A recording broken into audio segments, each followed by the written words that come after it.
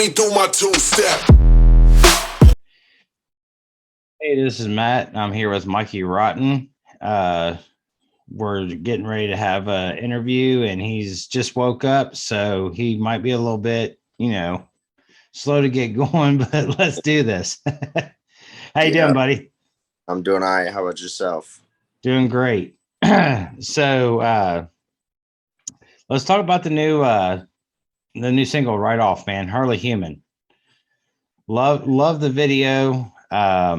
You got Xavier Wulf in there, and I mean, it was a great put together.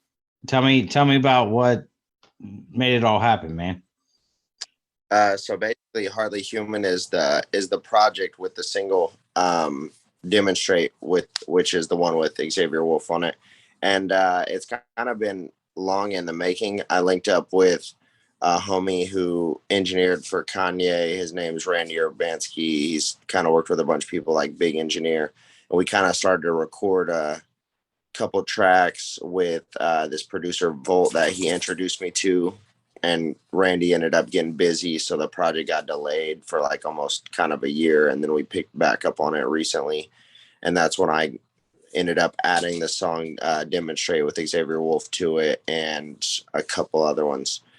But yeah, it kind of started as a couple singles and turned into a whole project over time. Nice. So I see here in your press release it says demonstrate is about setting the bar higher than the rest and pushing the boundaries for yourself and no one else. It's about doing it your way and showing others that they can do it for themselves as well. Mikey Rotten. That's pretty powerful words, buddy. Yeah, I feel like it's kind of self-explanatory, just in the sense of that, like, it's okay to be who you are, but why not try and be who you want to be, and not for anybody else, for yourself, is kind of the idea behind it, I guess. It's not like it's a pretty powerful meaning, but at the same time, it's a little bit of a loose meaning. It's kind of just means like, be cool for yourself and nobody else, and be yourself, and try and be the best version of yourself, you know. Cool. And is that what you feel like you're doing? I'm trying to always. I'm just doing my thing. I just try and do whatever I want, survive off of it. Nice. So, what got you into hip hop, man? What got you into rap? I mean, uh, it's a funny story. I basically, to back up a little bit, when I was super young, I want to say like 11 through 14, I got introduced to like the punk, hardcore, pop punk, metal, post hardcore, breakdown core scene, and I started going to different shows, and I was inspired by the internet shows. And then I got into, indie for a while, kind of messed with that, got into drugs, started producing music and bass music, kind of weird stuff. And then years went by, and then I kind of asked myself, why did I start doing this music stuff? I don't feel as inspired as I used to. And then I was like, it was the shows that really brought me into it. So I asked myself, what fills the space that were those shows in the current day? Does that make sense? Like those hardcore rock, yeah. punk, whatever shows. And then I just thought, like, it's like the current rap scene, it's like the underground SoundCloud rap. It's like all the kids are painting nails, tattoos, black band shirts, mosh pits, high energy shows. And that's kind of like what inspired me to start doing the rap stuff. I honestly didn't think that I could rap for the longest, or even do vocals, but I just ended up doing a couple songs. People thought they were good, so I just kept pushing it. Okay. Yeah. I mean, that as good as explanation as any. I mean, and like when I was listening to the song, I mean, at the beginning, you kind of have like a singing to it, and then you get into what now I understand now that I hear your voice why it was, because I was like, okay, that's kind of a deep voice. Is this guy really like that or what? And now I understand that. And then you get into the whispering part. What's with the whispering part? Um, The whispering part is kind of honestly like a play off of like Yin Yang Twins / David Banner. If you ever heard of like the Whisper Yell, or like what's that other song? It's like he's like, work them hips, run, girl. Yeah, like it's Yeah, like just yeah. I just remember the music video from way back. Mm. I just thought it was funny. I don't know. I just think shit's funny, so I just put it in my music a lot of times. Like I think it's funny, or me emotionally, or I think it's hard. Like, the singing part is kind of like a play off of this like super goofy hood artist named YNJ from Memphis, like that. Or not, I'm sorry, not Memphis, Detroit. All the Detroit rappers are kind of doing like some dope shit right now. And he has this song, or a lot of his songs are like, and Right. I just thought it was funny. So I was like, I want to do some shit kind of like that and just try something different. I just heard it in my head that way, like similar to his, but not exactly like his, I guess you would say. Like I just kind of did. I played off that idea of like starting kind of high with the note and pulling down a little bit, if that makes Mhm. sense. Being singy-esque but talky rappy.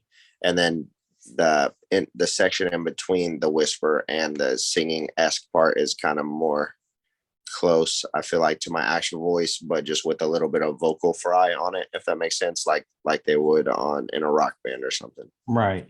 Which I mean, I can tell from just talking to you, you have a natural deep voice. So I mean that that now I understand. Like I said, when I was kind of like, okay, well, is this like his voice or is it, played out, played on or whatever? And I mean, it was love the video. I mean, it just was, tell me about the video. How'd you guys do that? Who produced that? So essentially the video is a little bit of a long story. Basically, like Xavier Wulf's like legend in this style of rap, like the Ram Dance rap, SoundCloud rap esque stuff. Like he's kind of was one of the forefathers of the SoundCloud era. And I became friends with him and like Eddie Baker and all these other people who kind of started that era.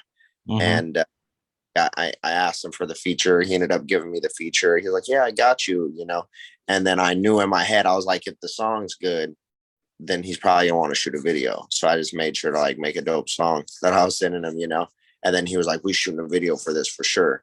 And then it was kind of a matter of like Wolf's like really popular, tours all the time, sold out shows, sold out Novo, sold out this, sells out all the merch. Like he really doesn't need anything from me essentially. So it's Right. like I can condition it in a way that was easy for him. So I went out and shot a couple of my parts on my own with my friends Killshot and Baby Flex Films. That's Greg Lewis. And then when we went on tour, I had the tour videographer get like show footage, and then we like did one scene behind the venue in Nashville with like all the Slammed Enough car people. Went Right. to a car event, Slammed Enough, and had all the dope cars there. So we got that in the video, and then I kind of had all the footage compiled and did like an edit. And Xavier talks about his car a bunch. And he's like, I put the bags on the whip and then I dumped it. I got the Dragon Fang wing on the trunk lid. He's like literally naming off the different parts of his car. Right. Felt it was necessary to make sure his car was in it. So like I met back up with him and shot one last scene and then put it all together like the night before and ended up dropping it the next day. Yeah, I was really digging the parts where you're in the crowd jumping around. I mean, with everybody's phones on you and whatever. That was Yeah. pretty cool. So that was live footage you're talking about.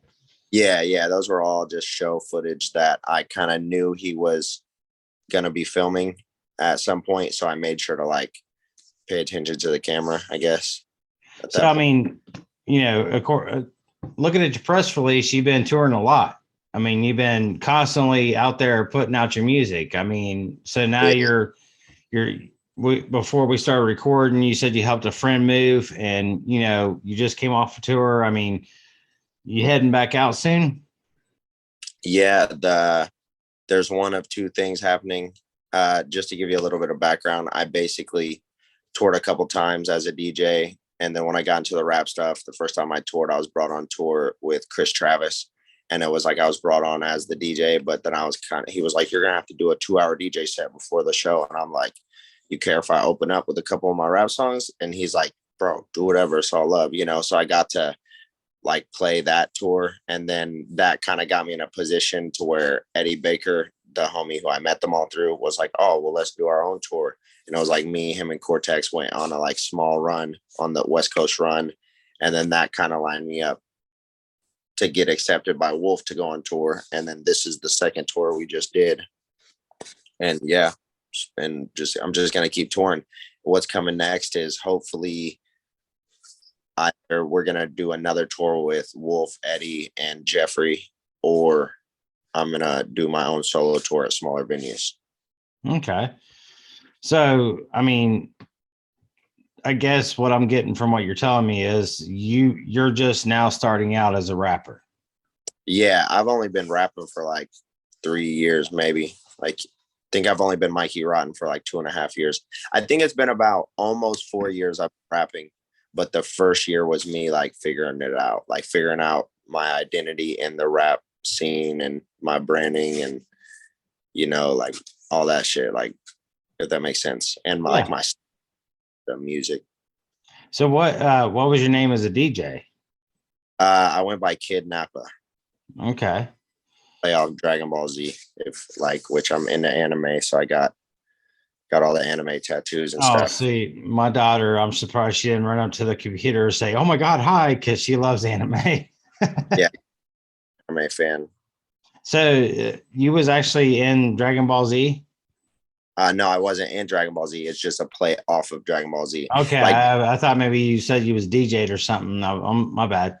No, basically there's like the premise of Dragon Ball Z is this show about fighting, like martial arts, right. And character is found as a kid and has a tail, and they don't know where he came from, and he's like super strong the whole time. When he gets older, like aliens come and they're like super strong and basically try and like get him to take over his own world, because that's what he was sent there for. He's really alien like them. And one of the characters was Nappa, and he was just like super muscle, high energy, in your face kind of guy. And he honestly ended up getting killed quickly in the show, but it was just like, I love the show. I was trying to think of a name, and I'm from Naptown, which is Indianapolis. Right. I'm not from there, but I grew up there. That's kind of like where I went to high school and like most of middle school at. And so I kind of just like took where I was from in the show and kind of tried to combine it with whatever, Nice. So, I mean, do you have any more singles in line, or, I mean? Yeah, I basically have another EP that I'm about to drop soon, which is like a hardcore punk EP. It's like guitar, drums, bass, so on and so forth, but it has like rap breakdowns, 808 influences, rap sections, as well. Sections. It's like the first song is just straight punk. The second song is punk and has like a hardcore, like beat down core breakdown with double bass and so on and so forth, with like rap vocals over it. And then the third, fourth, and fifth song have literal like rap sections with guitar in the center of the songs or whatever, at the breakdowns or at the high energy parts. Okay. So, I mean, you're taking your musical talent and just spreading it out. Yeah, I'm essentially just trying to find all the things that I like and love and inspire me, and just press them into one thing, synthesize them into something new. I'm trying to be fresh with it and do some shit that other people haven't done yet. Awesome. That I mean, and that's what everybody's trying to do, man. I mean, you gotta look for a niche, that nobody else does, and that's how you sell. I mean, because like I thought when I first started doing this that I was gonna like be big on YouTube, and I'm not. There's hundreds of other people doing this stuff, I mean, but I enjoy what I do. I enjoy talking to musicians, doesn't matter what style, doesn't matter what, genre. I mean, like I pumped you up tonight. I put you on my Facebook and stuff. Like I'm talking to my first rap artist, Mikey Rotten, and this will go on YouTube and actually in September, after I get back from my vacation, I'm going to start a podcast for like independent artists and stuff so that we can play their music. But yeah, man, it's great. I appreciate you for what you're doing. And I'm glad that, you're doing what you're doing, man, because, whatever makes, music makes people happy. And if it makes you happy, that's all that matters.